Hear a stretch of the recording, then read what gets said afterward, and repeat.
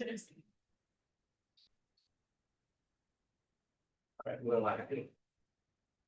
morning. Welcome to the July 17th Special Districts Advisory Committee meeting. Before we call the roll, I was going to ask everyone to do a moment of silence in honor of Gary Rant, who passed away yesterday, General Manager of Valley Center Municipal Water District, Titan in the water industry, Water Authority Board, Aqua Board, pretty much dedicated the last 50 years to water and special districts, and actually sat on this committee for about 2 decades. And so if everyone could just join me in a moment of silence honoring and remembering Gary.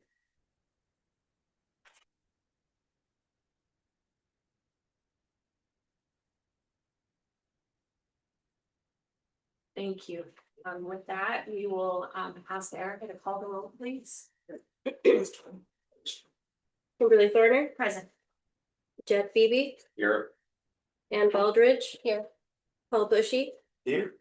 Jeff Egan, Here. James Gordon, Here. Tracy Largent is absent. Al Lau, Here. Lindsay Leahy is absent. Hector Martinez, Here. Rachel Mason is absent. Dave McQueen, Here.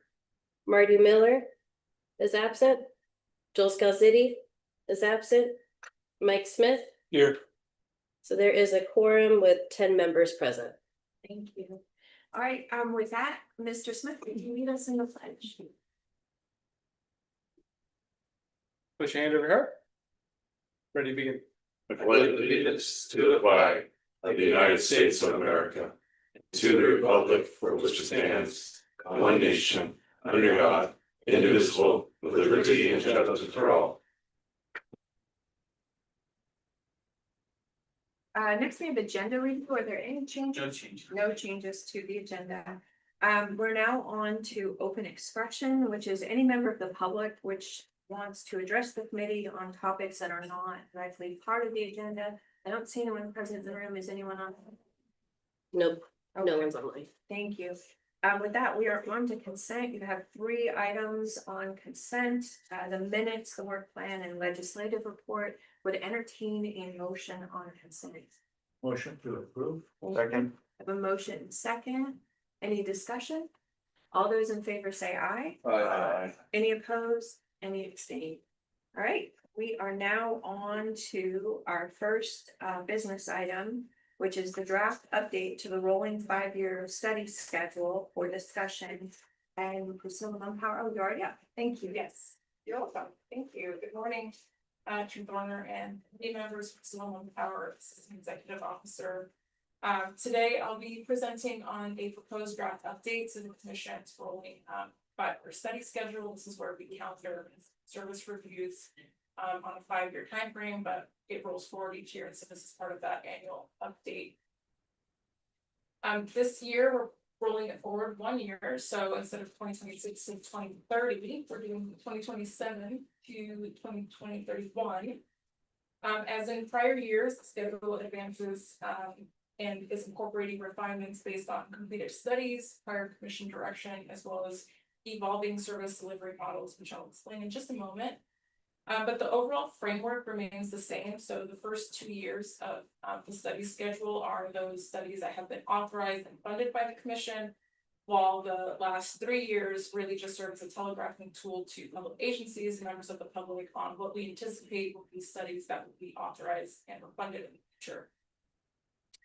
So with that context, I will provide a look into the first 2 years. So we have some studies that are continuing. We have study on healthcare services, SANDAG, San Diego Unified Port District, as well as some north coastal and north inland communities, San Marcos, Vista, Del Mar, Solana Beach. And then you'll notice the Encinitas subregion, as well as the renewed Carlsbad MSR, which has now been completed.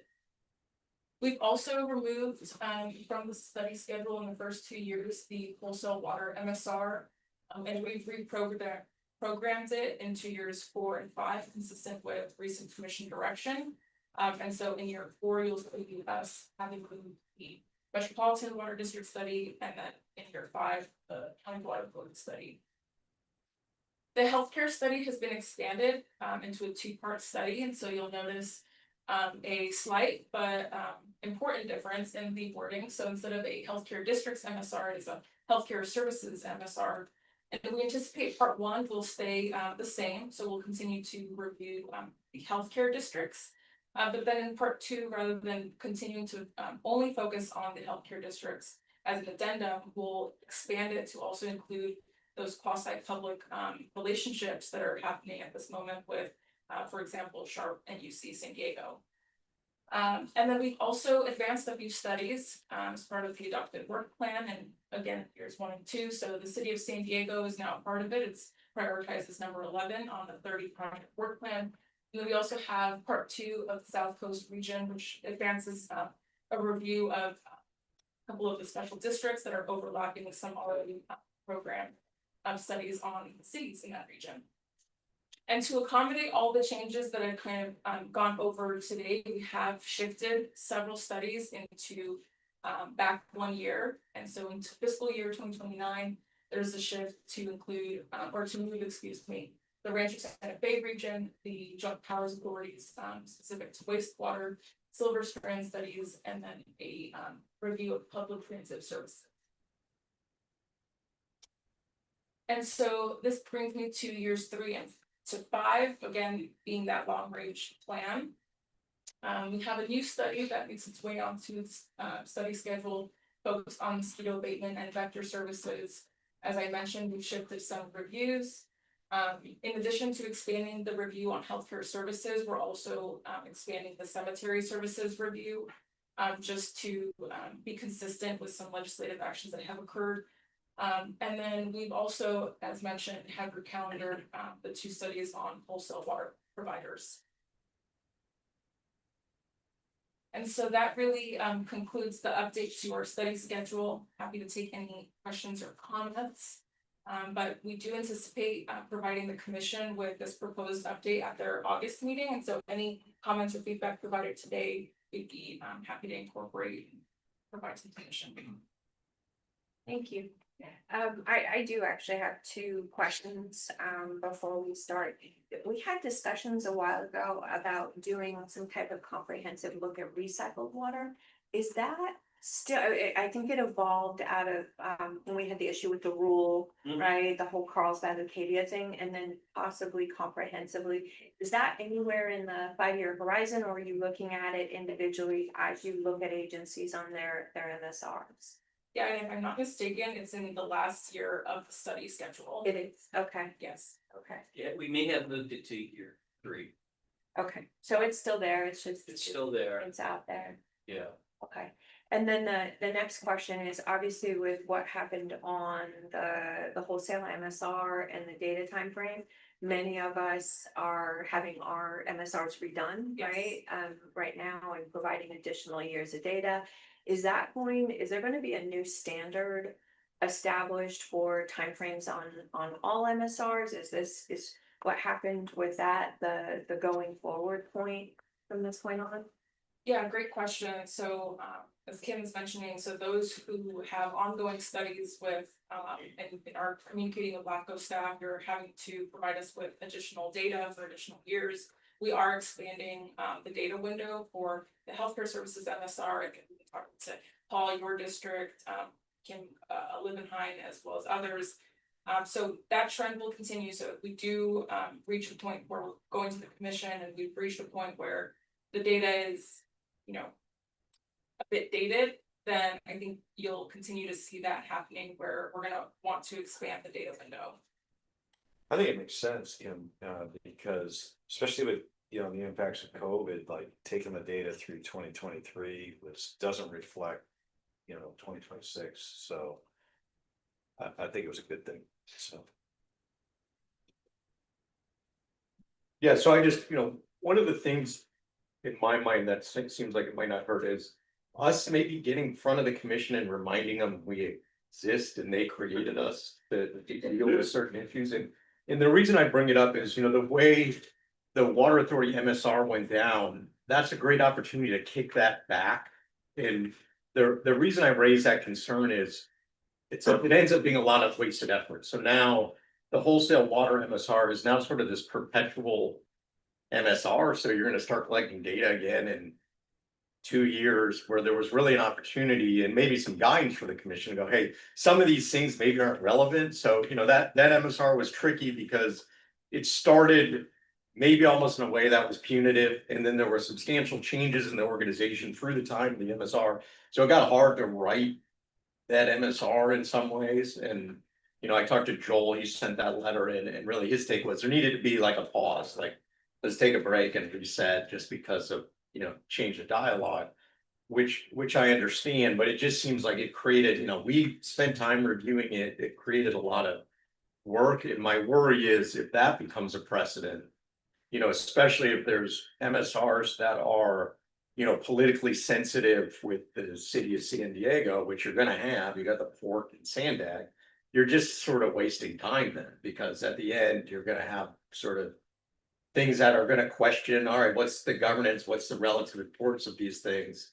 And just disappearing MSRs seems like a bad strategy, that there's, the city's advisory group and our group to go, hey, here's some things we think that should be, fleshed out. So that's just my worry, is that this sort of got this mindset that an MSR is punitive, and it's not, everyone's supposed to have them, right? And so and we don't want to just defer them forever. So I don't know how to sort of deal with that, but if those issues are going to come back to us, then there's a question of why are we even all coming here on our Friday? And we were made by the commission to support the commission, and if they don't see a value, then maybe they don't need us. So that's, I think it just wouldn't hurt, because that was an issue that really affected special districts, and special districts had some interest in certain aspects of that, and to just kind of be sidelined seems, sort of a concern of what we're here for. So, if others support that, I don't know if there's a way through staff to at least get in front of them and just, remind them we're here to help and address some of these issues. Yeah, no, I wanted to add related to that and to what you said about wastewater. So I fully support it. I agree with what you're saying. The way that thing went down, it was really weird. But without getting into that, on page 31, I see under studies advancing calendar, on the third paragraph, it says to accommodate these changes, the Rancho Santa Fe wastewater joint powers authority review has been shifted to fiscal year 2029. Right.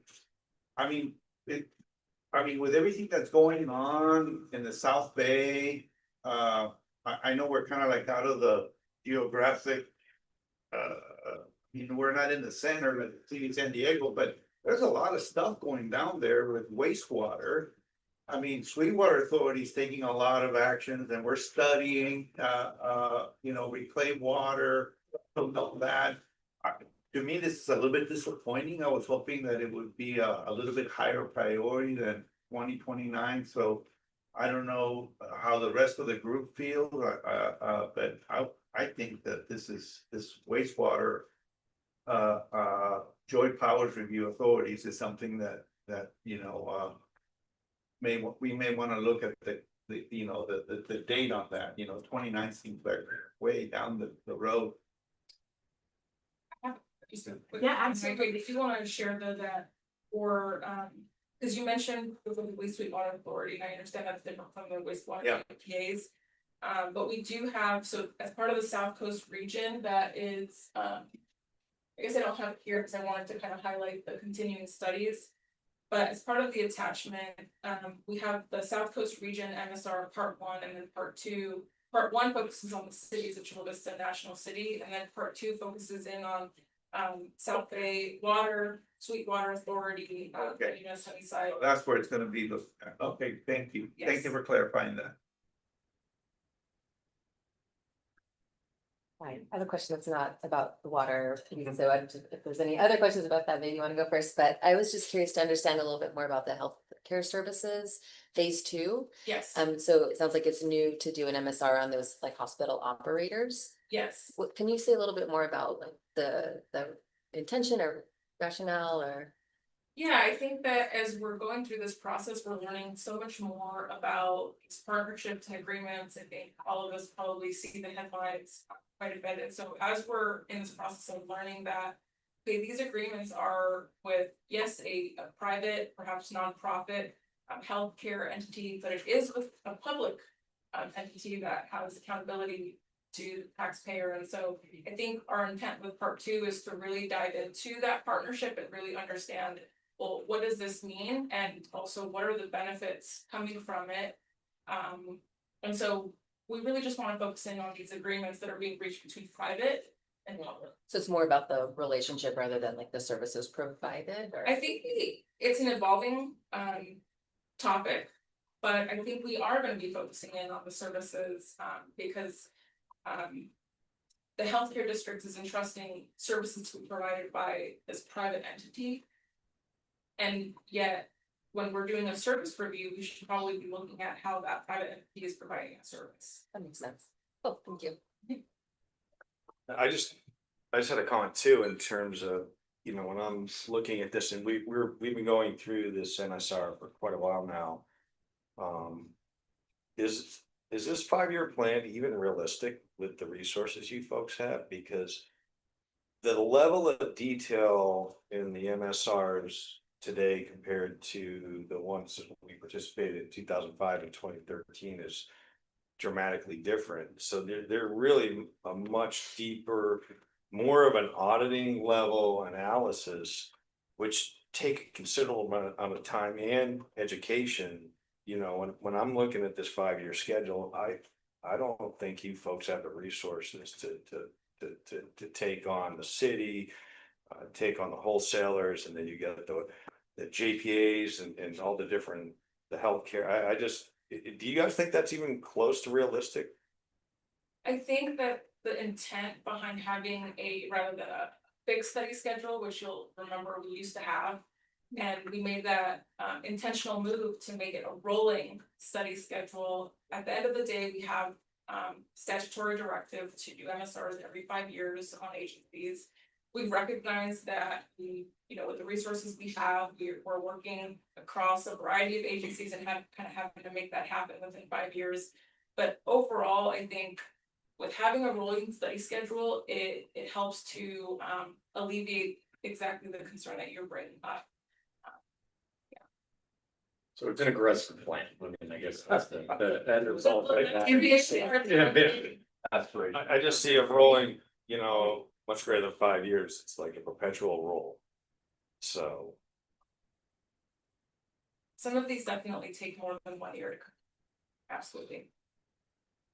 I mean, I guess, if the kind of intention is to review districts and cities on a 5-year kind of rolling, I don't see RCDs on here, and it's been probably, when was the last one, 2022? Yeah. 21, so just curious if that's gonna be slotted in, or? You're up this year. Don't wanna add more to your plate, but I I was think just we're curious. as I think what we're trying to do is kind of go region by region and kind of make our way down, kind of we've tackled right RCDs and other districts, and so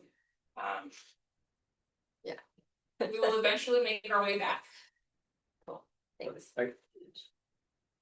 Oh, just one comment that came out of San Diego County Fire Chiefs Association was fire's different.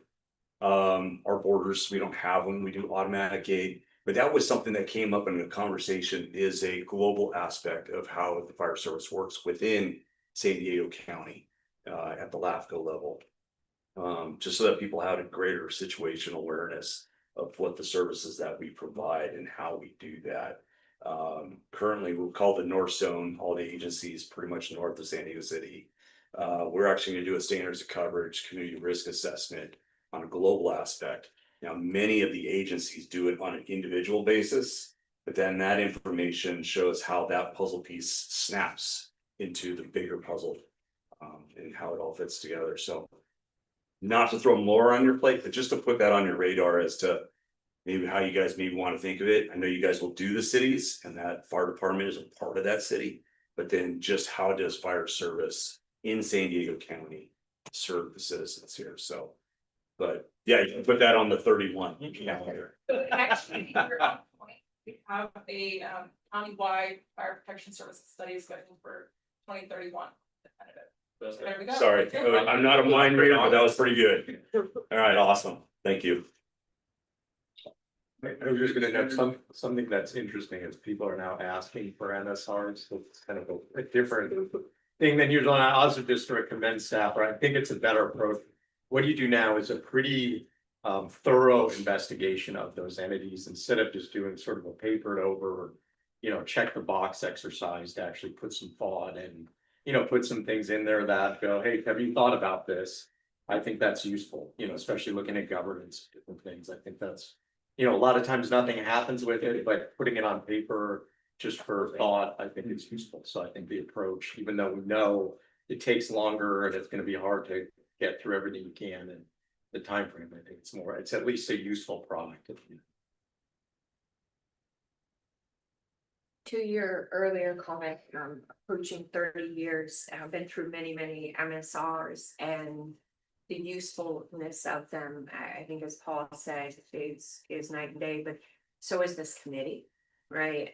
Back 20 something years ago, wasn't quite sure of the function of the committee. More recently, I think we all kind of came together and said, hey, we were going to be making recommendations, providing analysis. And I think that goes to your comment earlier, doesn't matter if it's water, RCD, fire, healthcare, the role of this committee in making recommendations. What is it? How does it function? And I think you said, how do we let the commission know that we're here, right? To make those recommendations. A lot of us deal with this every day, right? Not quite sure the correct process to elevate that though. Yeah, I mean, my thought was at least to, I could leave it to Keen or Priscilla, or they may want us to provide direction, but at least to just kind of do a summary to the commission, Hey, reminding, here's this commission, here's who's on it, and then, Kim is the chair probably, unless she doesn't want to do it, sort of saying, here's how we see ourselves fitting and referencing just sort of, there is some frustration, I think, on our side of when an MSR we spent time on as a technical issue, and that's used to disappear it. We would be better if there's another issue, that's fine. There can be political issues that things go away, but if it's technical, then that's why we're here. So outdated data or incorrect sort of direction or any of that, giving us the direction to kind of help flush it out and bring it back versus just saying, let's just throw this away and bring it back in a few years. Before you go on, why wouldn't we want to come up with like a 10 or 12 or 15-minute presentation or something that explains to the committee what, as you talked about, what we've done, who we are, some notable successes, and also what I would be fascinated with is their input as to what we could do better. I think in the form of a letter would be great, a letter, so it's on record, right? Because sometimes when you just say things, it doesn't Well, stay. we can do a letter, but I agree with you, but on the other hand, having someone in person in addition to the letter, to the letter or a handout or a PowerPoint, but it's coming up in August. Couldn't we get on the schedule for 10-12 minutes somehow? So, couple of observations, listening intently. Yes, you certainly can get on the agenda. The committee is certainly on the mind of the commission. Joelle worked with all of you just last year on a comprehensive updates. The commission is certainly invested in this committee. And I think the unique aspect of this and the city's advisory committee is that you are there to give the commission recommendations and thoughts, not necessarily staff. Staff is just a conduit to staff you and to convey your message onto the commission. But certainly having a direct correspondence is in this case certainly reasonable. And I would defer to the chair to figure out how you want to communicate that. To the, maybe the global issue about the Water Authority MSR and how, as Paul commented, well, Paul did make this comment about the water authority. He made a comment about, you know, the MSR is kind of evolving into audits. Yes, but no. What we're trying to do, and with this committee's help, is figure out a way to disclose and document what all of you know on your day-to-day business, which is the relationship between the capacities and the demands and the finances. But then tell that story to a different audience, our commission and the general public. And it is taking long in this particular cycle. So going back to this idea, is it really a 5-year study schedule? No, it's probably right now, it's probably a 10 to 15-year cycle. In time, once we get this initial round of MSRs done, it will be more efficient on our end and on your end, because we'll just be plugging in new information and we'll already have this wheel in place. As for the Water Authority and the dynamics of, yeah, absolutely, this group through your subcommittee work and also sitting in on a couple of presentations, you did invest time on the Water Authority MSR. And I hear you, Jack, you know, it's frustrating to have it pulled. Hey, I kind of share that sentiment a little bit. But two things can be true, right? I believe that MSR that we did produce was right on the money with respect to the scope of work that staff had come up with, and was a fair and honest look at the agency, the services, the governance, the finances. But I also know that it's the commission's job to figure out, okay, what is the data range, and is the timing right? And so both things were true on May 4th, and they're true today. The sequencing is, when should we be bringing you MSRs in a draft form, recognizing that ultimately they're the commission's documents. And then, you know, for example, we just Michaela just sent Paul his internal version of the Katie MSR. Ideally, we would get all of Paul's comments into the record and update that MSR before we show anyone. However, also ideally, it'd be great if we could figure out a way in real time without upsetting the apple cart, that we could share the MSR in its kind of beta form to make sure that we're not going off on a wrong direction. That's where we could really use this committee's help. And perhaps, and maybe staff could have done better when we were doing the Water Authority review, is have those discussions again without, you know, upsetting the apple cart at the Water Authority with respect to presenting information that may prove inaccurate, but to get real-time input. That's the challenge that we're having. And maybe, now this is a suggestion, maybe one of the ways we can do this is, this group has proven pretty good at creating subcommittees, but if there's a way you can kind of thread the needle between, okay, staff's going to spend a year doing an MSR. By the time they get done with it, they put so much energy into it. Is there a way to get input to them in real time with the buy-in of the affected agencies who are being covered, so they don't feel like, you know, they're a test case? That would be great. Again, an idea, because we would love that. And we'd say the same thing to the cities. If there's a way we can figure out how to make the MSR more open-ended, so you see the black box as it's being created, that would be great. But staff's in the challenge of, well, we don't want to upset the agency that we're reviewing by having this information be disclosed before they have a chance to really weigh in. And then the old question with the commission, and maybe that's part of the question that you could ask the commission is, hey, we have some ideas where our role could be more effective. And maybe part of that is not having this group's work subject to the Brown Act. Well, you could create an ad hoc, you know, I think the way you're saying it is for bigger MSRs or more complicated ones.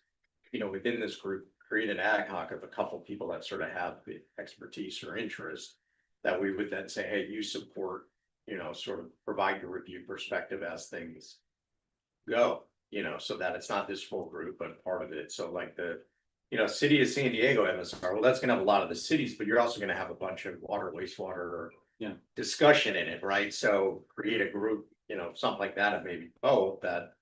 You can go, hey, here's the water wastewater section, and you have, you know, 3 people from this that kind of help you go, hey, you're. All good, except this is way off target. Yeah. Discussion. Got Al and me. And Keen, just to kind of go back a little bit, as I recall, when the Water Authority MSR first started, there was a subgroup of the Water Authority staff, Water Authority executive management, and some member agency management.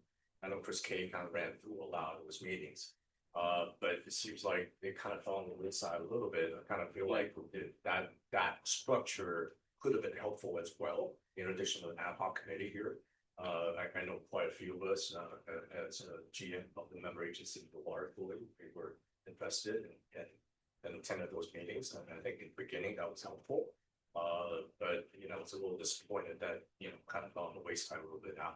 So perhaps that's something we examine, we utilize in the future. So. And thank you for mentioning that, Al. And maybe part of this is, and hey, it's on us at the end of the day for letting that technical group maybe get stale itself and not be able to provide input more timely. So maybe one of the discussions is to, if something's in policy, right, staff is going to be consistently aware, like, okay, we got to check in.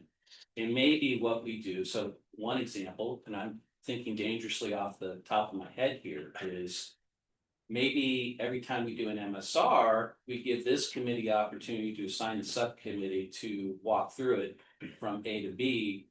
And so, right, you know, at any time we have 5 MSRs going. Well, maybe this group creates 5 ad hoc committees that trail that MSR. And, you know, it may sound like, well, that's a lot, but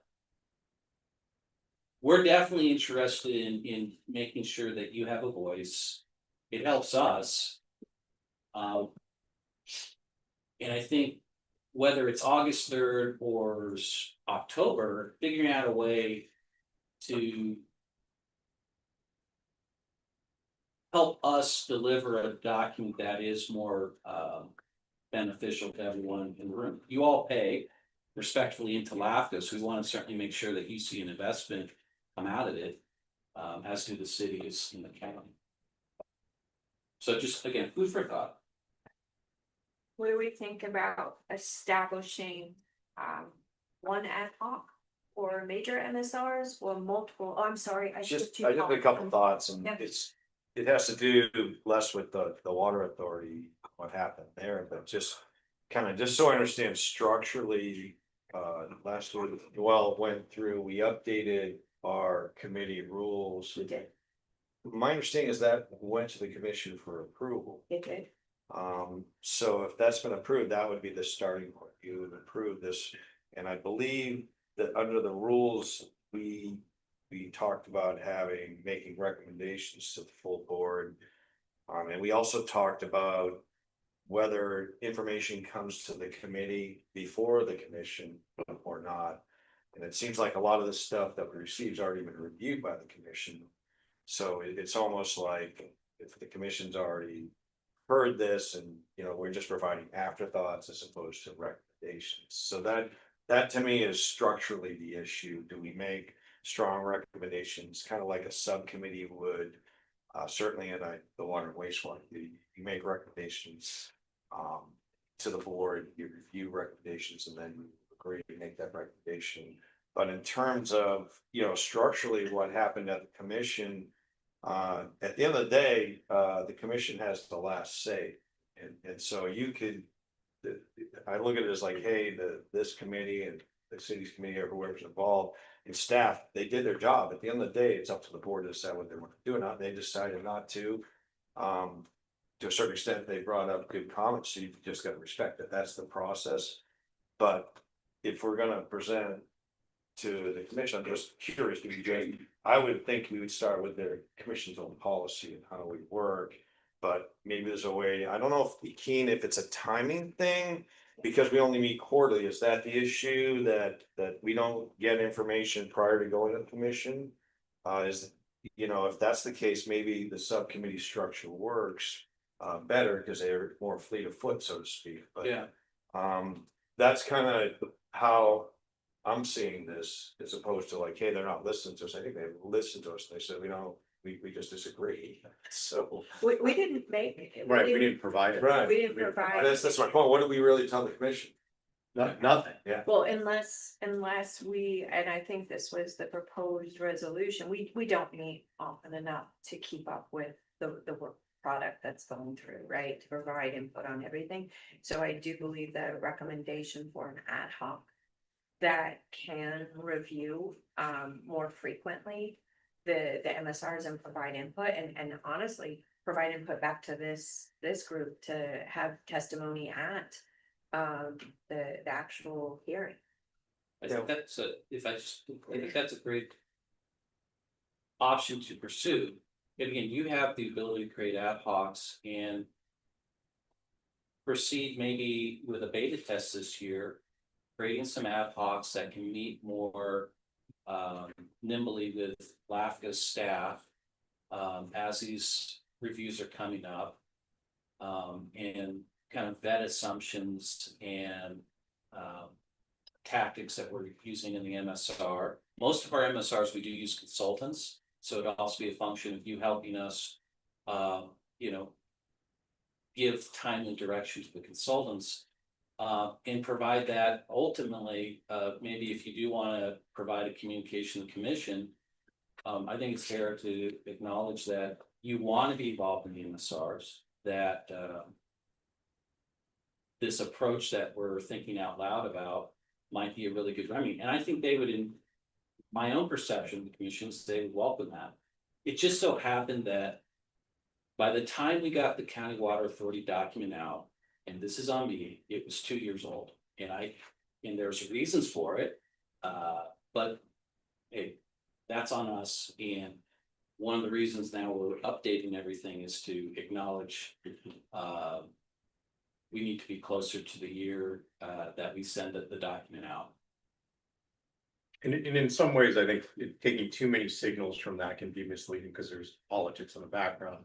But it did raise some issues, I think, that are worth addressing in the bigger picture of making sure we have a role and how things transpire. So I don't think we necessarily need to beat the drum. That is what it is and move forward. But it did bring up maybe there's a better way to deal with issues that are going to have some political complexity. So at least we're looking at it sort of technically and providing that technical recommendation before it just sort of gets politically dealt with.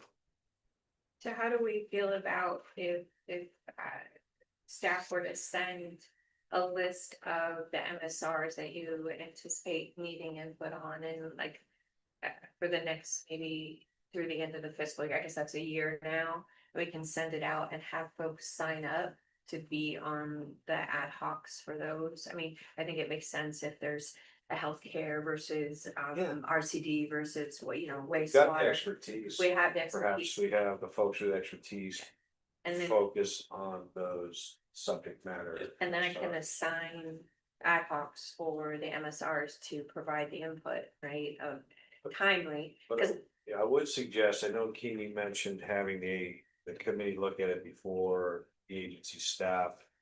I'd rather have the agencies provide all their input. By the way, Michaela, this last version looks awesome. We'll get back to the comments, but it's been quite a process and. I want to sign up to review his. Yeah.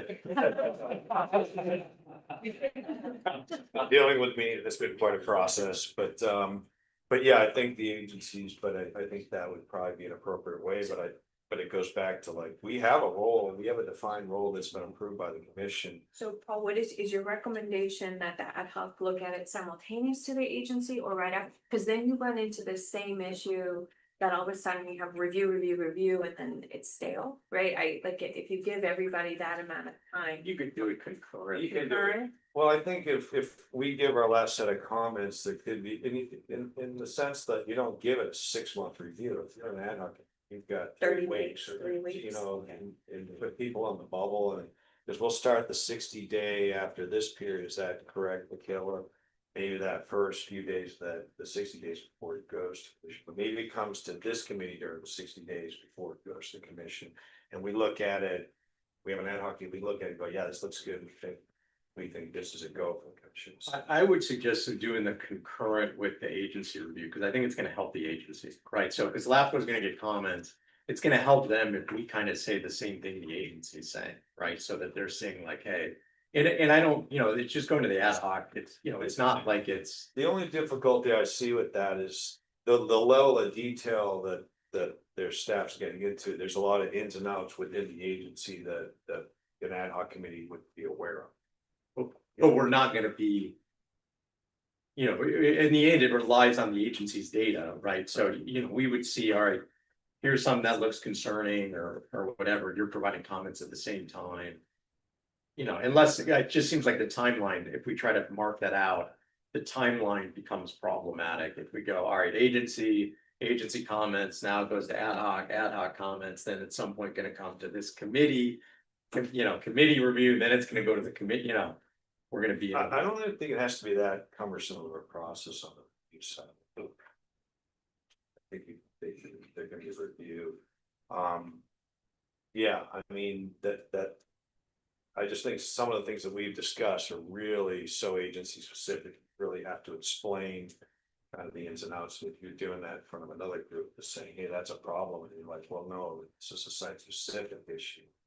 I could see some situations where that could make even more cumbersome. So, but again, the way the depth of these studies, the timing, I don't think an extra 3 weeks of timing is a big deal because they're so difficult. We're well behind the original timing that was planned for this. So I think it would be 3 weeks well spent. Yeah. Right, yeah, and the idea is we're still advisory, right? We're still only making recommendations, like you said, it's ultimately the commission, but. If I'm the commission, I'm welcoming as much information that I can possibly get to make a decision. Can you have? Yeah, and I'm just going to Paul's comments, I think if you perhaps, and I think Chair, you could. Work out the details quite well offline, but we would, at staff, we would welcome the chair creating ad hoc committees. On a MSR individual basis that focus in on assumptions and benchmarks that LAFCO staff is using. And I think that way we can actually engage the committee in real time before an administrative draft is presented with the agencies, because we're not drawing any conclusions. We're just working with the ad hoc committee, explaining how we're approaching a topic and getting feedback. And then have a more robust discussion at the concurrence once we send out that administrative review with the ad hoc. I would ask that there be a common denominator suggestion. If you create the ad hoc, you go down this window, that every committee have either the chair or vice chair, and that way very well. I have no problem with that. I rescind my recommendation. My thinking is we create a consistency from the committee's level, so we don't find ourselves. Getting, Yeah, we just get stretched out at two different. Kim's got lots of time. So. But this is your decision. I think if staff welcomes it, and I don't think it needs to go to the commission other than. Your comments about wanting to participate and help us with better deliverables. all right, what's the thought on this? I'm seeing a little bit of consensus in the room, but is there anyone else who wants to speak out or against it? All right, so what I'm hearing, we want to be involved, we want to assist, we want to contribute. One of the ways that we believe that we can do this is to establish ad hocs on MSRs. And we'll get a list from staff, I'll send them out to everyone, you can kind of volunteer for the ones, and ideally we would hope to get at least 3. people on each MSR, have about 21, possibly 30 days, 21 probably concurrent to the agency review, specifically focusing on benchmarks and that LAFCO staff is using. Jack will be in all of them. Jack or I will be there for consistency and probably facilitation. But then I also kind of agreed, and I'll throw this out at the end with what Hector said about writing a letter. And I almost feel like writing a letter to the commission for their next meeting saying, kind of like a who bill letter, we are here. And we want to be involved, we want to contribute, we recognize we're advisory, we're going to be establishing these ad hocs and providing more consistent recommendations to you based on the bylaws that we just updated last year. Yes, And along with that, I still strongly feel that in addition to a letter, yes. that someone or one or two or three of our team Go. go in person. Okay. Someone delivers it, answers questions, otherwise it's wasted, because Yeah. there's, you got so much crap to read. Okay, fair. Is everyone in concurrence with that? Yes, okay, all right, great discussion. I would concur, it's a very ambitious, aspirational, schedule. We wish you luck, we're here to help. And thank you for the presentation. All right, with that, we are on to, SALC 2.0, the final report on state planning grant to bridge the economic gap of small scale farming. And Michaela Peters is gonna brief this. Good morning, Chair Warner, committee members, Michaela Peters, and Institute for the record. Get back to what she here. So today staff is presenting the final report for the Sustainable Agricultural Lands Conservation Planning Grant, also known as SALC 2.0.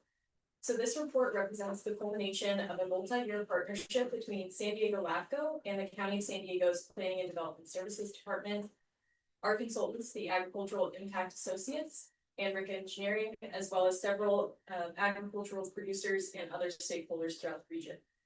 So today's presentation provides an overview of the report's findings and recommendations and is intended to receive your discussion with that. So before discussing the findings, I would like to briefly revisit how this project began. So SALC 2.0 grew directly out of the findings of SALC 1.0, a partnership between LAFCO and the Resource Conservation District of Greater San Diego. And through agricultural mapping, producer outreach, and policy review, that effort identified three recurring challenges facing agriculture in our region: land access, water availability, and workforce development. And among its recommendations was a call to better understand the economics of small-scale farming in San Diego County, and that recommendation became the foundation for SALC 2.0. So the purpose of SALC 2.0 was to better understand the economic realities facing small-scale agricultural producers and identify strategies to support the long-term viability of agriculture in San Diego County. The project is funded through the California Department of Conservation's Sustainable Agricultural Lands Conservation Program, and whose programs support efforts to protect agricultural lands, strengthen agricultural economies, and reduce development pressures on agricultural lands. So working with the County Agricultural Impact Associates and RICA Engineering, the project produced 4 primary work products. So a market analysis, which established baseline economic conditions affecting agriculture in San Diego County, a gap analysis, which evaluated profitability for 4 key crops and representative farming operations, a strategic action plan, which translated those findings into 19 practical implementation strategies, and finally, the final report, which integrated all of that work into a single framework for supporting agricultural sustainability. And together, these efforts sought to answer one central question: what will it take for agriculture to remain economically viable in San Diego County? So the central finding the central finding is that agriculture remains viable in San Diego County, but increasingly fragile. So the market analysis evaluated countywide trends affecting more than 4,000 farms and found that agricultural land continues to decline at a notable rate, approximately 18 acres per day, or 1 farm every 3.5 days. The analysis also found that operating costs continue to rise, with labor representing the largest expense for most producers, and many major cost categories increasing faster than inflation over the past 2 decades. So most importantly, financial information provided by local producers indicated average operating margins of approximately 13% in 2022. So while positive, those margins remain well below the 25% threshold commonly associated with long-term financial resilience. And taken together, these findings suggest that many producers remain profitable, but with limited capacity to absorb additional economic pressures into the future. So to better understand those pressures at the farm level, the gap analysis modeled profitability for 4 representative crops, including avocados, lemons, tomatoes, and strawberries. And while profitability varied among the crops, every operation was highly sensitive to the same factors: water costs, labor expenses, market prices, and crop yields. So across both the technical analysis and stakeholder engagement, one issue consistently emerged as the most significant challenge facing producers: water affordability. So the analysis also showed that relatively small changes in these factors can have a significant impact on farm profitability. And taken together, the market analysis, profitability modeling, and stakeholder engagement all pointed to the same conclusion. While the challenges facing agriculture are significant, there are practical actions that regional partners can take to improve long-term viability. And those actions are organized within the strategic action plan around 4 long-term goals referred to as the 4 Cs. So the first focuses on strengthening infrastructure and support systems for producers. The second seeks to increase consumer awareness and demand for locally produced agriculture. The third aims to cultivate a more supportive policy environment. And the fourth focuses on improving regional coordination, partnership, and advocacy. So rather than prescribing a single solution, the plan provides a flexible framework that public agencies, special districts, agricultural organizations, and producers can implement collaboratively over time. So the final report also identifies 3 areas where LAFCO can help advance implementation, and you heard these at your October 25 meeting in draft form. So the first is coordinating with regional partners to explore a regional agricultural water advisory committee focused on agricultural water affordability and water use efficiency. And the intent of this working group is not to promote any one approach, but rather to create a forum where growers, water agencies, and other stakeholders can evaluate region-specific opportunities, constraints, and policy considerations across San Diego County. The second is expanding consideration of agricultural economic conditions within our municipal service reviews and other planning efforts where appropriate. So this could look like looking at economic contributions of ag within an agency's boundaries, including vendors and agritourism, mapping of ag acreage within jurisdictions, with consideration of urban agriculture, a review of policies supporting agriculture, and a review of city general plans and specific plans for relevant land use policies related to agriculture. And third, supporting implementation of the strategic action plan through development of an implementation strategy and periodic progress reporting. So for us, this looks like bringing annual reports to the commission and our 2 committees on the progress of these strategic actions. So these recommendations recognize that improving agricultural sustainability will require continued collaboration among local governments, water agencies, special districts, agricultural organizations, and of course, producers. So in connection with recommendation number 1, and at the suggestion of the executive officer, the commission directed staff to work with stakeholders to develop a scope of work to establish and moderate an agricultural water working group focused on affordable water supply for the greater San Diego region and for the commission's future consideration. So that recommendation stemmed from current interest from growers in that area throughout SALC 2.0 process and an opportunity to explore affordable water supply options. And it is intended as a pilot effort, not a one-size-fits-all solution. So as mentioned earlier, the broader goal is to bring together growers, water agencies, and other regional partners to better understand the unique opportunities and constraints facing different agricultural communities throughout San Diego County. So, and as many of you know, recycled water programs rate structures, infrastructure, and regulatory requirements vary considerably across agencies. So those differences are precisely why a regional collaboration, or why regional collaboration is important, and why staff envisions any future advisory committee as a forum for evaluating a range of strategies rather than advocating for any single model. So we appreciate the expertise of this committee and welcome your feedback as we continue to develop this working group. That concludes my presentation and we're available for questions. Thank you. Thank you. Do we have any questions or comments? So I do, and I apologize, there's two issues today that I'm involved in, so sorry to take up time. So this item, I like the recommendations at this level, I think are good. It's when you dive into the details, it's kind of gone off the track in my mind. And the reason for that, I've had some frustration with this process because there's a group of us in North County that just had a crop swap program. Very successful, ran out of funding, so that project was essentially about making more people more efficient with the water they have. So getting money for salt tolerant avocado replanting, switching crops. We went through the money very quickly.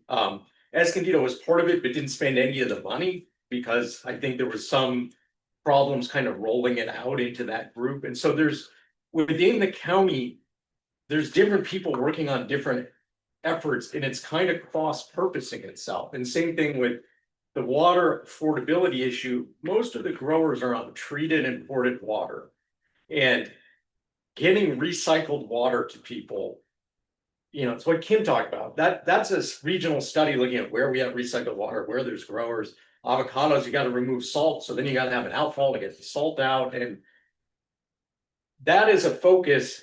May work for a small group, but that's not the answer. It'd be better to look at an aggregated met, which is what sort of this effort, you know, that used to exist, is saying, hey, what about a supply versus cost evaluation for that sort of thing. So what my worry is this keeps going into a very narrow focus based on sort of an interest of a smaller group and missing sort of pulling this bigger effort together. That's where I could see LAFCO in this effort really helping, is bringing sort of their arms around everything that's happening and trying to bring that together, because we're working cross purpose. Even there was a grant for water efficiency that Mission had that ended up being canceled, right? Because it was complicated and they were having trouble. So, you know, some of the things that have been out there, just figuring out how to do it better and bring all these efforts together, so we're all sort of rowing in the same direction, I think would be helpful.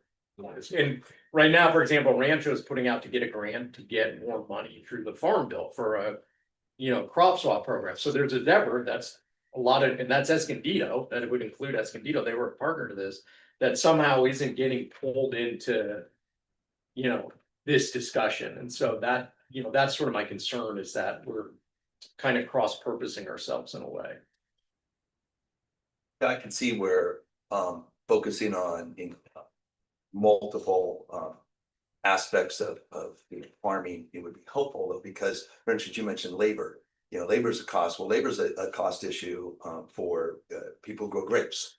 It's not so much for avocados, because our biggest cost as an avocado grower is water. So that then becomes more of a water issue.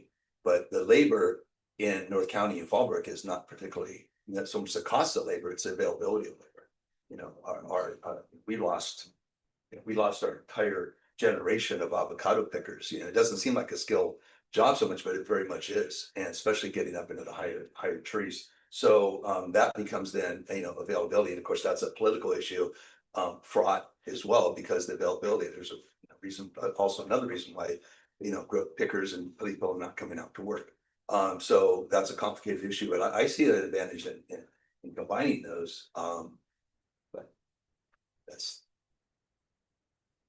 Yeah, I think that's the goal of having a regional water advisory committee, is kind of to get all of these ideas and these resources into one room to figure out what the best way forward is. And the recommendation to look into the Escondido region specifically was brought up by plenty of producers that partook in the SALC 2.0 process.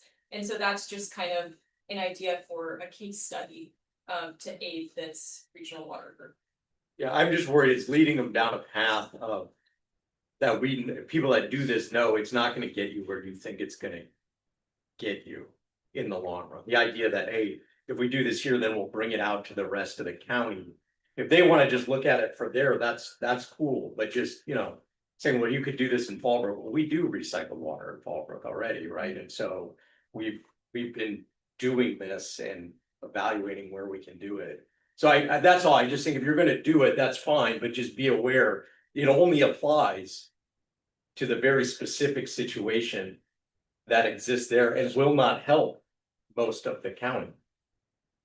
So I think it makes sense as a subset of that effort, but I don't think it should be the focus of the effort. I think to me, the bigger issue is bringing all these different efforts and programs, together, which includes, what Escondido is doing for, recycle, but the crop swap programs, all these other things that the water providers are doing, MedAC, right, some of those types of efforts, bring that all up together versus just focusing on what's happening in Escondido. I mean, it's fine if that's what this ends up being, it just means the rest of us will just kind of not be paying attention to it. Yeah, I agree. I think it's important to have like a wider lens, in addition, like there's the SWEEP grant open right now with the State Water and Energy Efficiency Program that we're applying for. And if we're successful, I know that others have it too, like it would bring more water efficiency kind of tools and resources. So looking at like the impact of all of these different kinds of programs and options and different rates as a whole, I think makes sense. We'd love to participate in those conversations, and also just wanted to compliment you on your presentation. That was really thorough and comprehensive. Thanks. Any other comments, questions, discussion? Okay. Oh, please.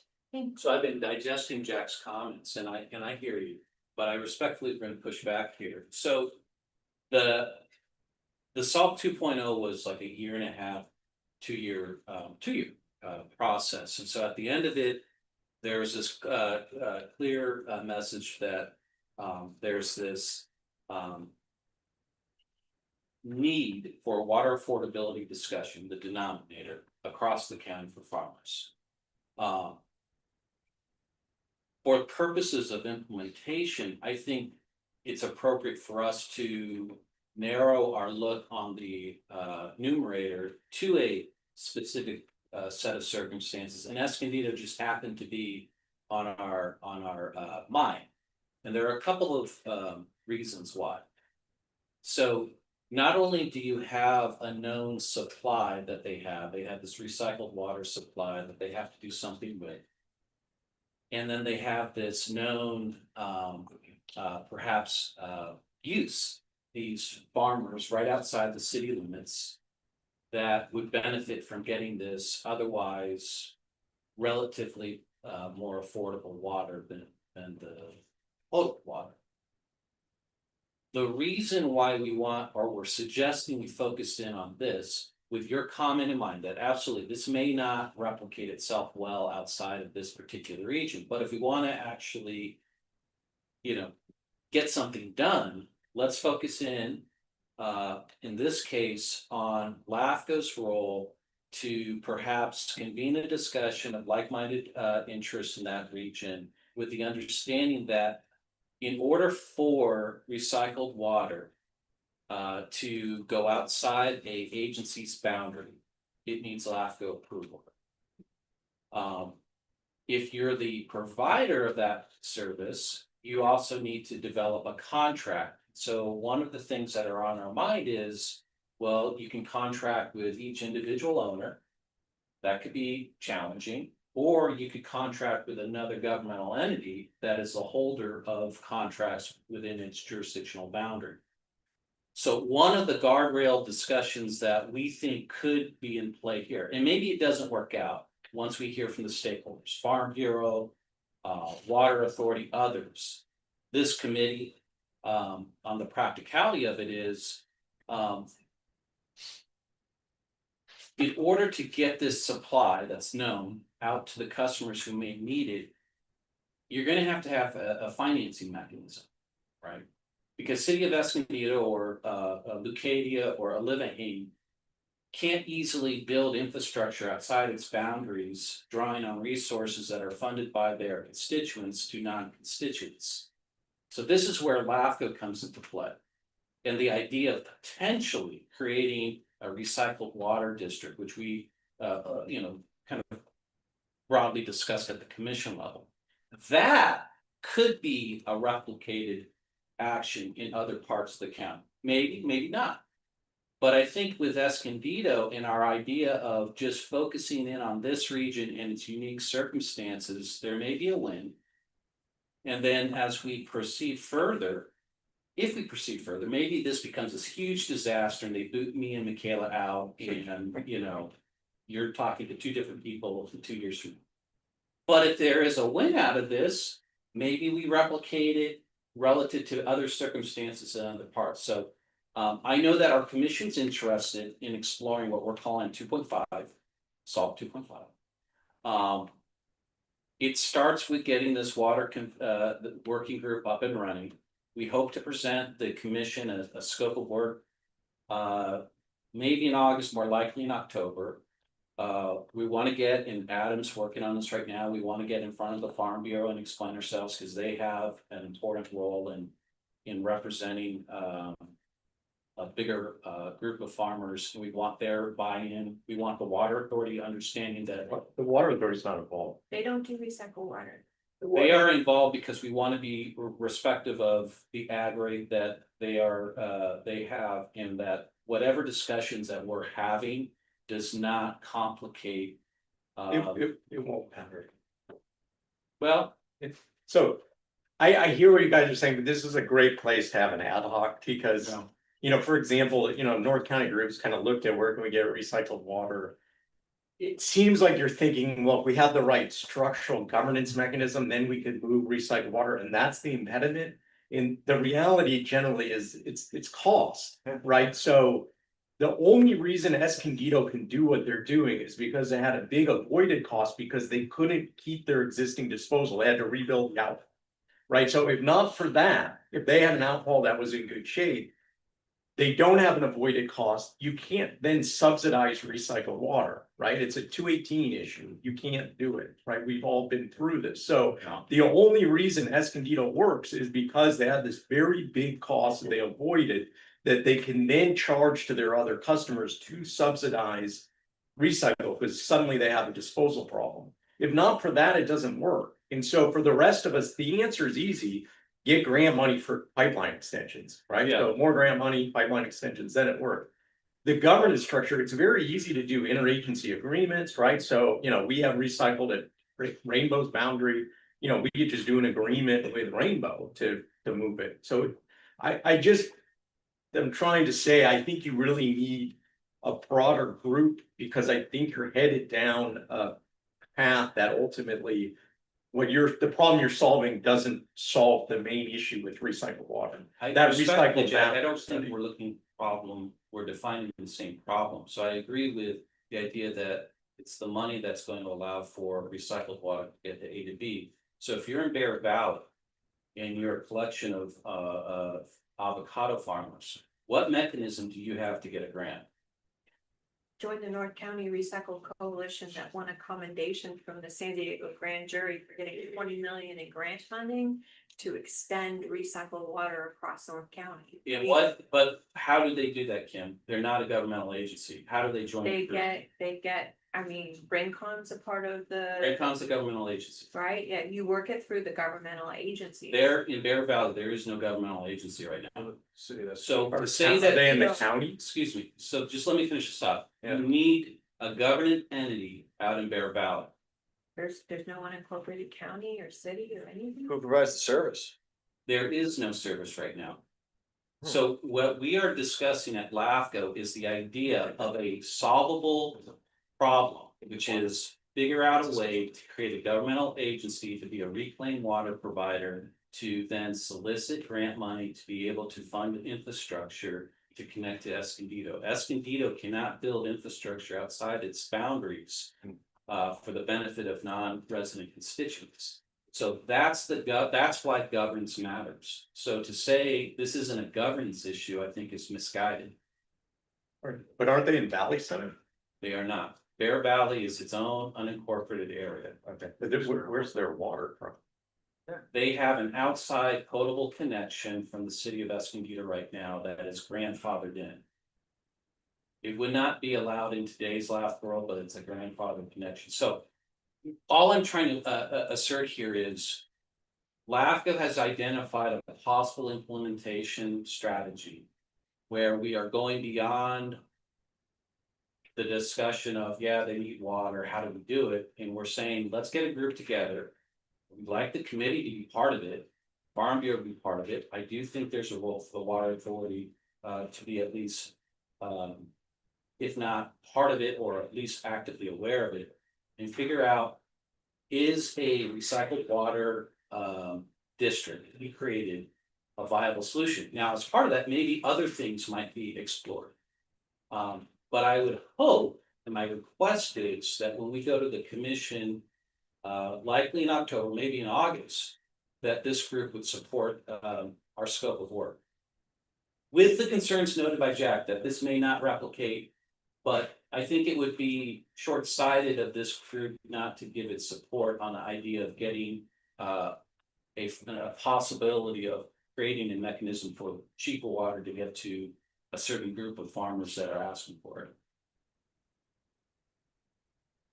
I'll take Jack's silence as relenting to his. I would just say this is one of the great opportunities that bring an ad hoc to help before this goes, that's just my perspective. Okay. This will be great, We'd be because like Kim and I said, Kim's been involved in recycle for 20 years and knows the history. This is a great opportunity, just help adjust the approach so that some doesn't end up cross-threaded in front of.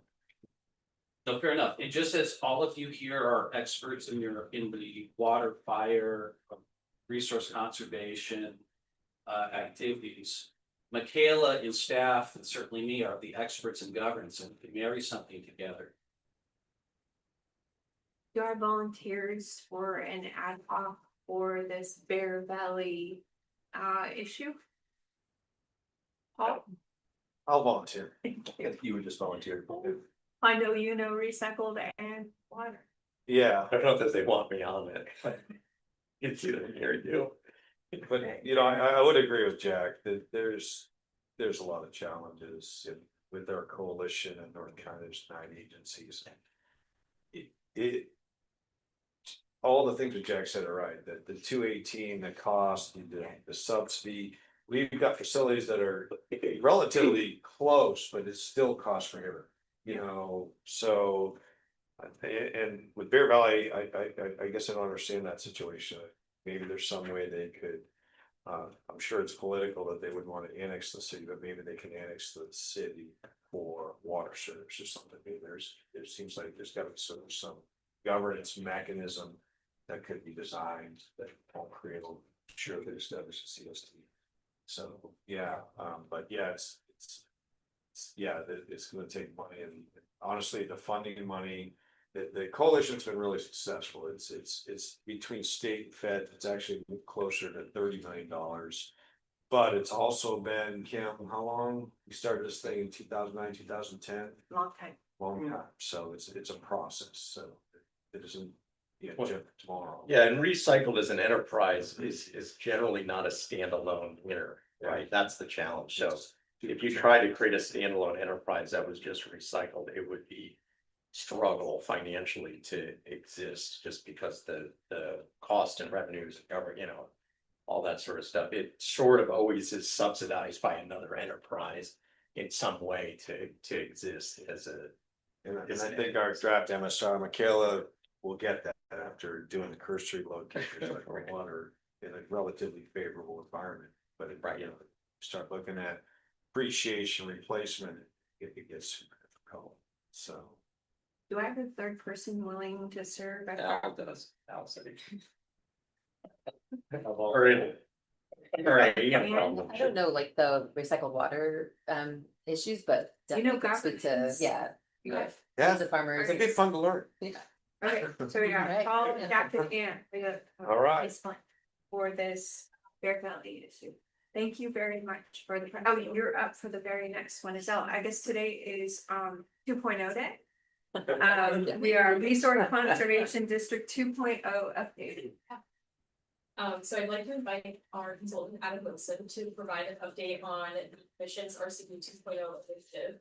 As the committee may recall, this effort builds on the commission's earlier work implementing the 2021 municipal service review recommendations for the region's resource conservation districts. So Adam and I have partnered closely on this project in the past year, and he has been an integral part of this process, working alongside staff and helping facilitate the working group meetings on the commission's behalf. So together with staff, he's helped guide the discussions as the group has explored service designations, boundary realignment, and potential reorganization alternatives. So with that, I'll turn it over to Adam to provide an update on progress.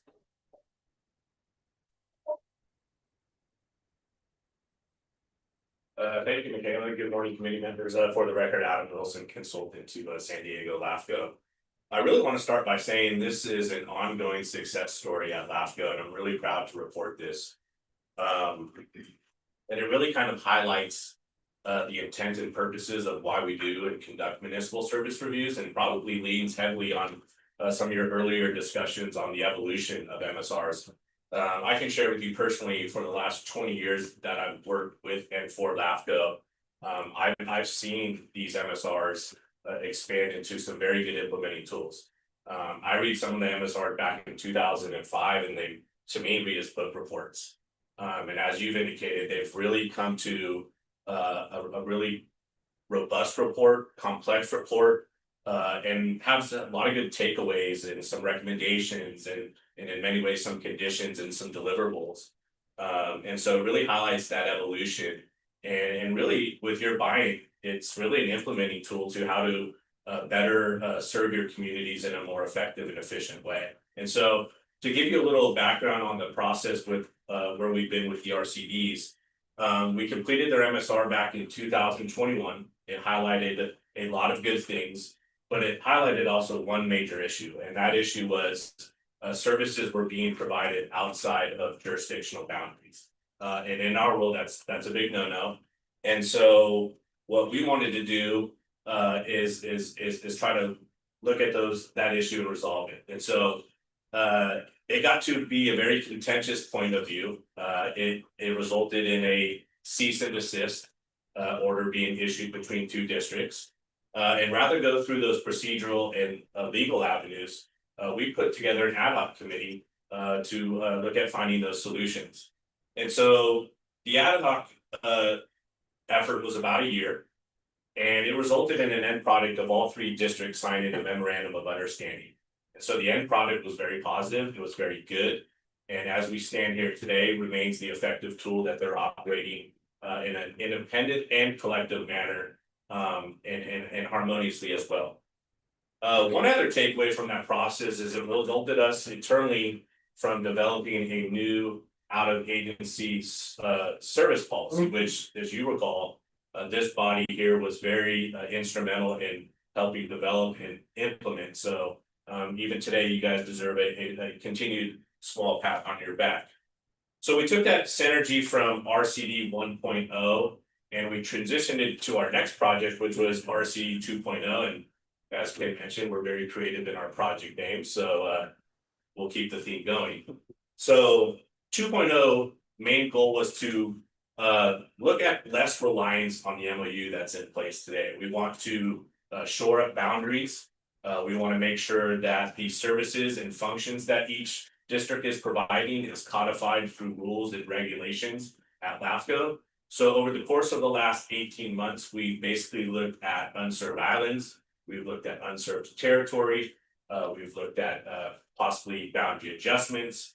And through those discussions, it came to the surface that perhaps rather going in that direction, perhaps we take an even greater step forward and talk about consolidation. And so that shows the harmoniously good efforts and discussions that we've had over these multiple years. And so today we sit with the districts now having that conversation. Nothing's formally been submitted. It is not official. It is very preliminary. And so they are having talks about what those mechanics would look like, maybe some deal points, what might be some sticking points. And we are planning to meet and reconvene with the RCDs in 2 weeks, which they will report back to us. And we're here to continue to help facilitate any formal application that may be looked upon in the future. So that's where we stand today. And so, like I said, a very good success story. And Ann's here as your representative for the resource conservation districts. And not only want to I entertain any comments or questions, but I'm sure she would love to add onto our efforts and share her experience and efforts in this as well. So thank you. Thank you. Congratulations on the success so far. And did you want to? Yeah, definitely, it's been a really productive process. I really want to thank LAFCO staff for supporting the 3 RCDs. I think we started in a place where it was challenging and we came together and we developed ways of like working more collaboratively. I think that's been going really well. We have been doing a lot of work together. And it's just been really great to have LAFCO support as we navigate conversations around what do boundary adjustments look like, what does potential collaboration or consolidation look like, all these questions that we don't necessarily know how to address, but working on it together with LAFCO has been really productive. I was just gonna say, it's a great example of why LAFCO is, right? So without LAFCO in this case, you would have had all this litigation and, for providing a service that benefits all of us. And so I think the outcome's great, and it's just a great example of, how LAFCO is successful. Couldn't agree more. Appreciate those comments, Jack. Any other comments? All right, thank you. Easy, thank you. Good one. Looking forward to 3.0. 2.7. 2.5. It's going. Okay. All right, and we are now on to the San Diego LAFCO website refresh and content expansion. Aiden's on the slide. Morning, Chair Flora and committee members, Communications Associate Amy Velasquez providing a progress update on this high demand priority project, the website refresh and content expansion initiative. Hey, that's my guy. It's a good way than that. Take that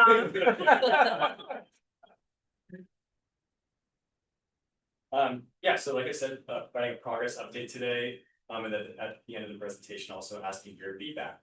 So this website refresh and content expansion initiative is part of a broader modernization effort here at LAFCO.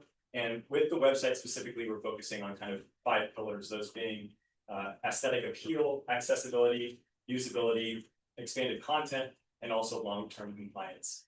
So to give context to that, before getting into that, we are working with creative consultant Chase Design, and they provide a lot of expertise when it comes to design, content, and also technological details. So we'll go straight into the current website, because you haven't seen it. We'll just do a brief overview and also kind of give context to the broader mission and current issues that we have on the website.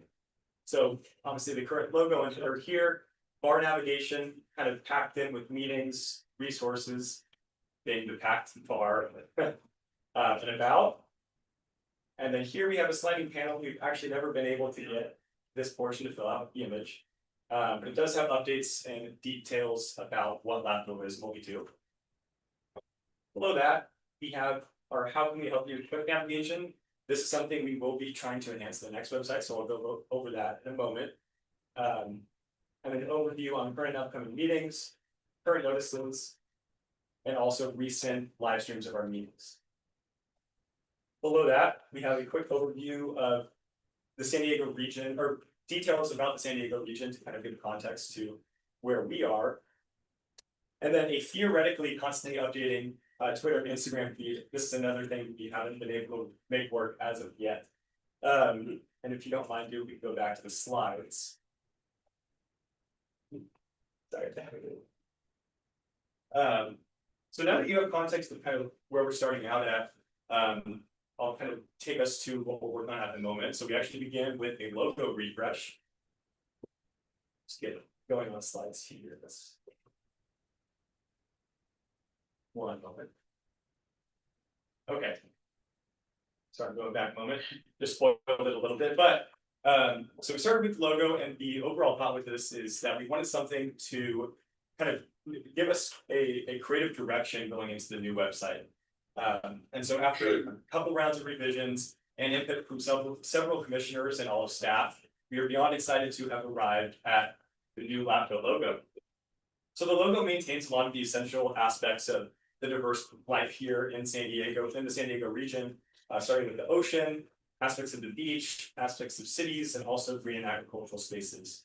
So this new logo will debut with the full website, and we'll get into that in a moment, but excited to share this here with you today.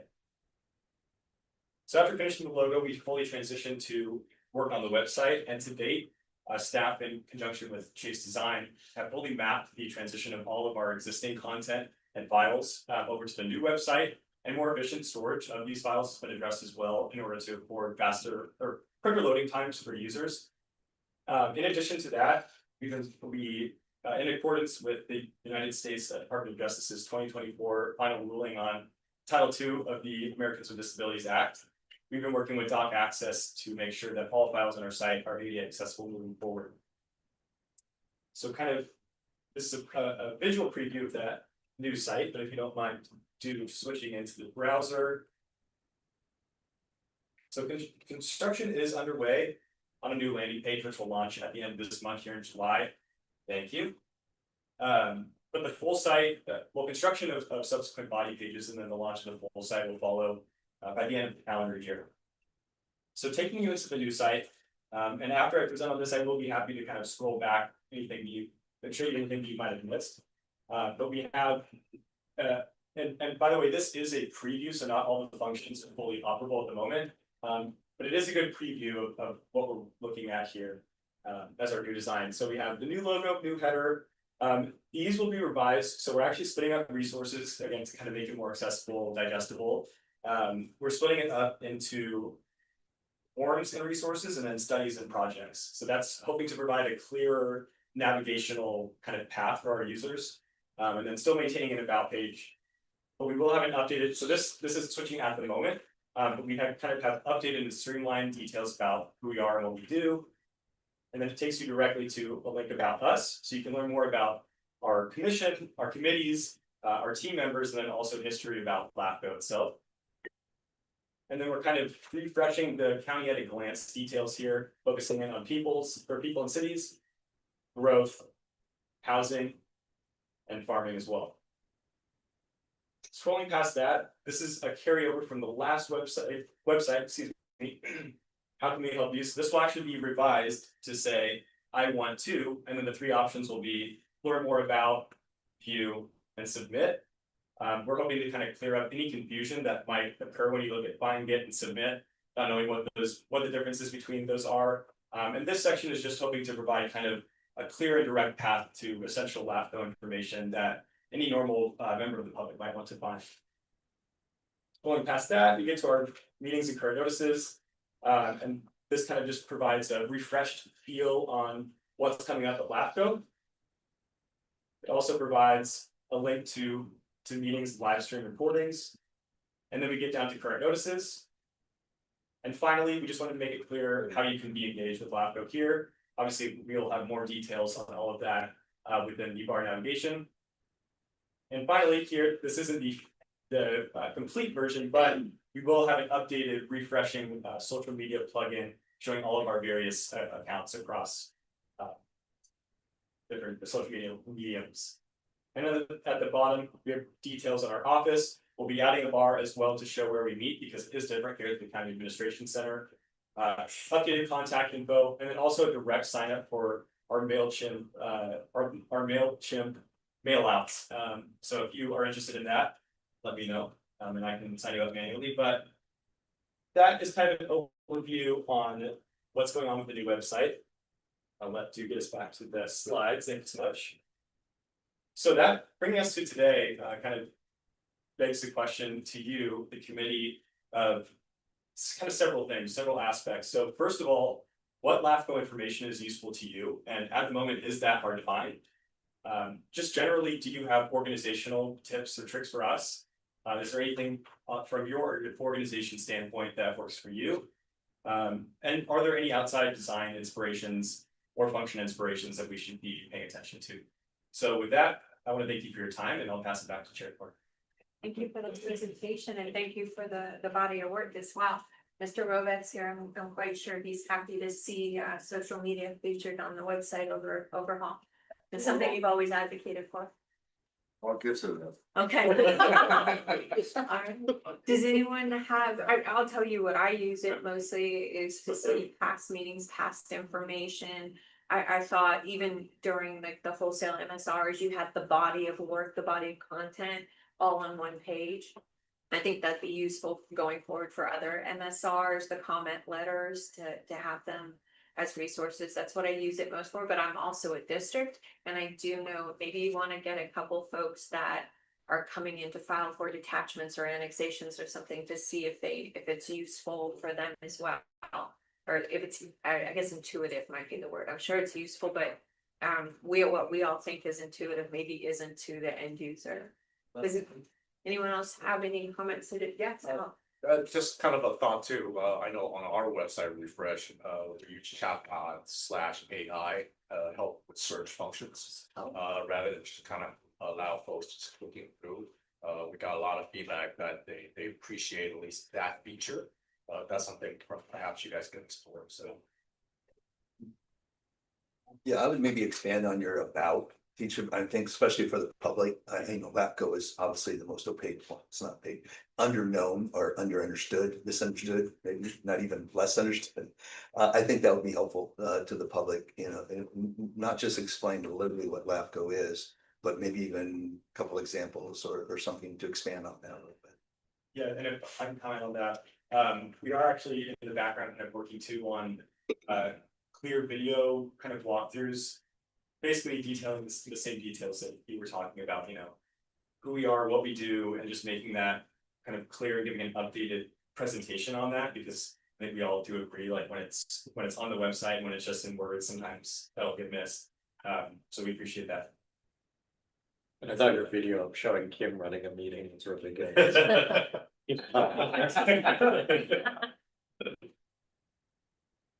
All right, thank you for your wonderful presentation. Good job.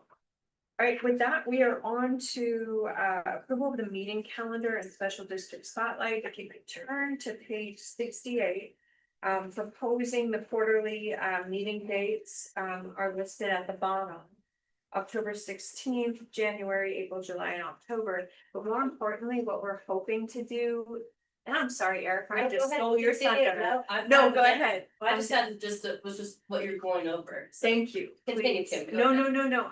I would like to hear from Okay. you. I'm sorry. All right. Well, good morning, committee members. Eric Allen, committee secretary, for the record. Before the committee today is a recommendation to approve the committee's regular meeting calendar for the remainder of 2026 and the 2027 calendar year, as well as confirming the next round of special district spotlight hosts and meeting locations. So as you recall, the committee's policy provides for regular quarterly meetings on the third Friday of the first month of each quarter. The proposed calendar before you is consistent with that policy and recent practice. The report also continues the committee's special district spotlight program, which provides member districts an opportunity to host a meeting, showcase recent accomplishments, initiatives, and if desired, a tour of the facilities. Staff is recommending approval of the proposed meeting dates through October 27 and confirmation of the special district spotlight host. If a host district is not identified for one or more meetings, that meeting will instead be held at the county administration center. And with that, that concludes my presentation. So I'd be happy to answer any questions. Thank you. You did that way more comprehensively than I would have. I was just gonna try to whip them That's into fine. volunteering. So let's do it now. can we get agencies to volunteer to be hosts for these meetings that we can identify now to plan? Yeah, so just put in the mix as well, or enter into a purchase and sales agreement, just new Abbott building. Sweet. Last month, we're anticipating closing escrow early September. And hopefully with tenant improvements, we'll be ready to move in late spring, early summer next year, so I certainly would be happy to volunteer, probably give me a little bit of free board during October meeting. Of 2027. All right, Santa Fe. Hopefully get a chance to. Where in your jurisdiction? Long Beach. Long Beach, okay, all right. Fantastic. All right, I have a October 27. Do we have other volunteers? Preferably, hopefully going north, south, middle. I would offer, but our space is small and not super AV, you know, we don't have like a great setup, so I'm not like trying to avoid hosting. Okay. But if anything changes, I'll let you guys know. We're hoping to do some improvements, but we would all fit for now. We're always up for hosting. I'll let defer to others, but if you need a spot. Okay. The only time that doesn't work is October of this year, the 16th. I'm gonna be on a trip. Actually, you can still meet in our organization. But I won't be able to make that meeting. But other than that, if you need us to slot in a board, we're always available. Okay, we'll do a takeover. All right, anyone else? I'll volunteer once we get into 27, 27? so that all our construction's done and, Are we looking at July of 27? Is that possible or no? oh, sure. Okay, all right. So we've got the 2027 filling up. For the south, I mean, we've done it before, but we can have it in another location, Sweetwater, like the treatment plant. How about April of 27? Okay. So, I'm guessing no one's gonna go forward. I wanna go forward. you want to go to fall? I mean, we have all, I can always do it in Palmer, that's no problem, but I think you may wanna wait. Maybe we can approach Tracy on the fort for January. Yeah. We haven't done, yeah, so I'll follow through with her and ask January for the port. And Paul, you will not be there in October, is that what I heard? Correct. Okay, Joel and Felix, sure. All right, Yeah, they so, don't have to be in. no, Joel's a member. Oh, Joel, yeah. Yeah, all right, so we'll approach Joel for Friday, October 26th, 2026, and Tracy for January 15th. And then if either of those fall through, we have Lucadia or Kira as a backup. And Paul. Awesome, thank you. All right, so our next item is a commendation for committee member Mark Robak, who joined us. When we do, Mark, if you wanna come on up, we do actually have a commendation for your honorably serving on the committee for 8 years. Oh, that was even longer, 8 years. Beginning in March of 2018, appointed as the rep of OTI, where you'd served as a director since 05. Is that Yes, correct? January. Yeah, so like 21 2004. years. Huh? 21 years? 22 years. 22 years, Yeah. that's fabulous. And it 24. it commends you for your valuable input guidance on a range of important matters, including the reorg of Fallbrook and Rainbow, which I think you were here for even when they were considering merging. We'll get to that. You'll get to that. But I'm not gonna read all the whereases, but I appointed you.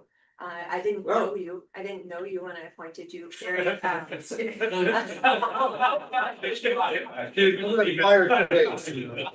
Leave it out. Know me as well. Gary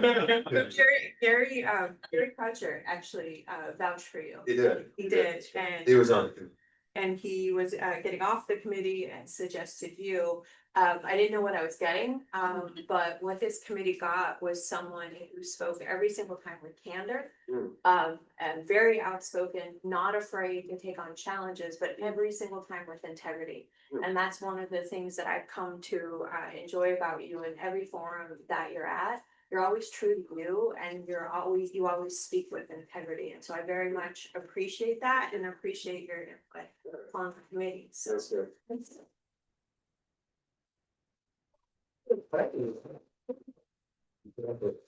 So, so as Kim alluded to, I got on the committee.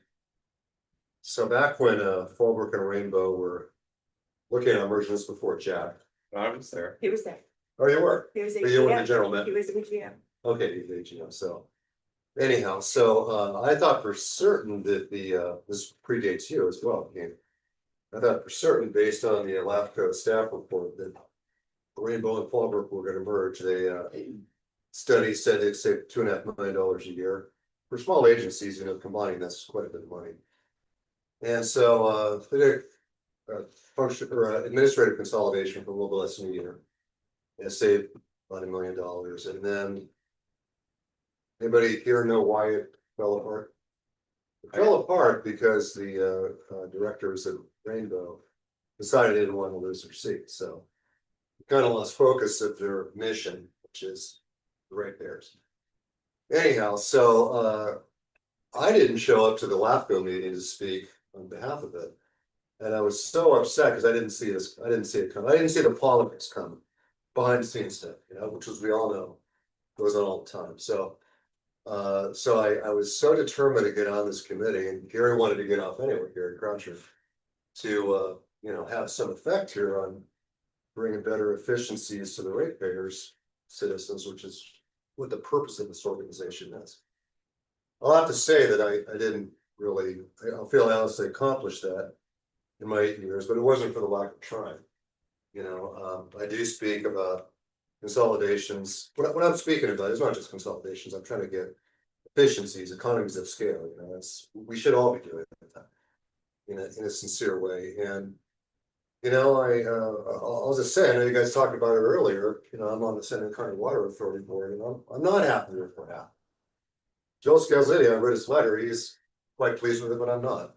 I think you need to have an honest and open discussion about things like that. And I'm disappointed I didn't come here to the Special Weeks Advisory Board because you guys have so much. I'm just looking right here, their water expertise. So if anybody's going to weigh on what Patrick and company was putting together, they've been you guys. It wasn't. I'll just say it was in candor. It wasn't the LAFCO board.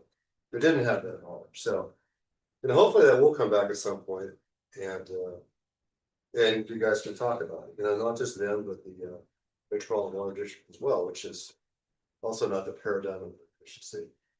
Now, getting back to what I was saying, so one of the things I had pushed for, on a positive note, not this is positive, but the one thing I have pushed for that did come to fruition here was the social media. I think it's important. I was constantly beating that drum early on about having social media, and a lot of times people will think, well, we don't need that, and I'm thinking, like, it doesn't matter what you think.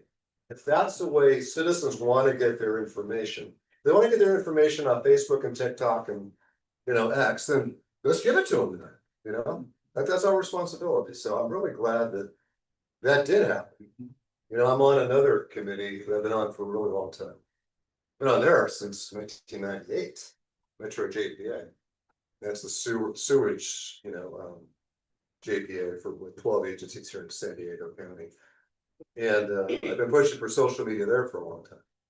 And unlike Keen, who saw the light, executive director doesn't know anything about it, doesn't want anything to do with it. And so a couple of times I started the next account, I started a LinkedIn account, and they all became unglued because you can't do that, So I'm glad you guys did it, and I'm glad that you're trying to raise the bar, as I just heard. So that's a good thing.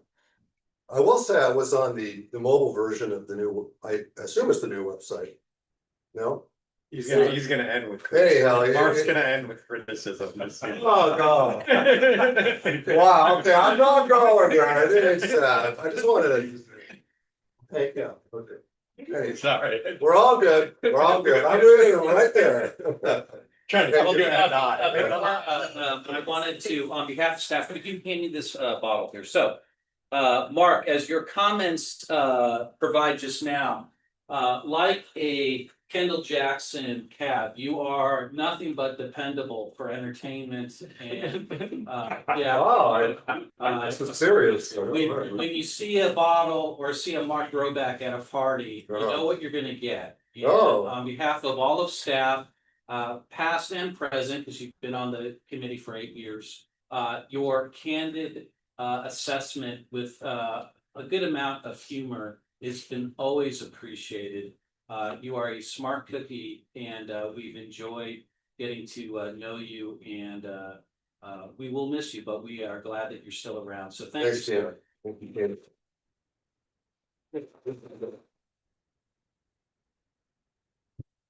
You gonna get that home on your bike? I drove it. Okay. All right, with that, and we have about 14 minutes left. Do we have any committee member reports from anything going on at your agencies that you'd like to share? All right, now maybe we'll be good. And then we have the executive officer report. Nothing to add, thank you. Nothing to add. All right, anything else for the good of the order? All right, with that, we are adjourned